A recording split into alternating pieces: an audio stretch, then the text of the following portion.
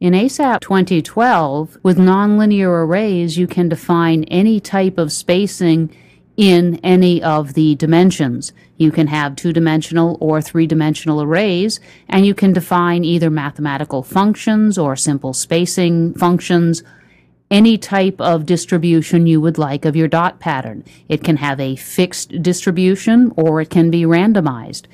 In this particular case, what we're going to do is simply look at a random distribution of our peens. And you'll notice in this particular case, as we move up in the x direction, that the peens become closer and closer together, and similarly in the y direction. Again, what this will allow you to do is model any type of distribution of these surfaces, and let's take a look at a 3D plot so we can get a better idea of what these little dots look like. So you can create any type of display type surface or any other system requirement you might have that has these types of structures. And the benefits of doing this within the ASAP array function rather than, for example, trying to create a large number of them in the CAD program is the ASAP array function has the ability to use the search command.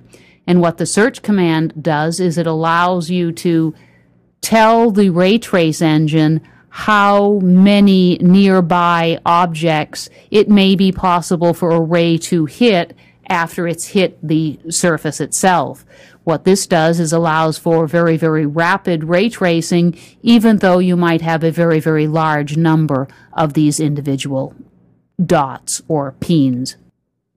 And just to show you a couple of other little examples as well. So in this particular case, we're varying the spacing in one direction, but not in the other. Again, you have total, complete control over how you are going to position your peens for your surface analysis.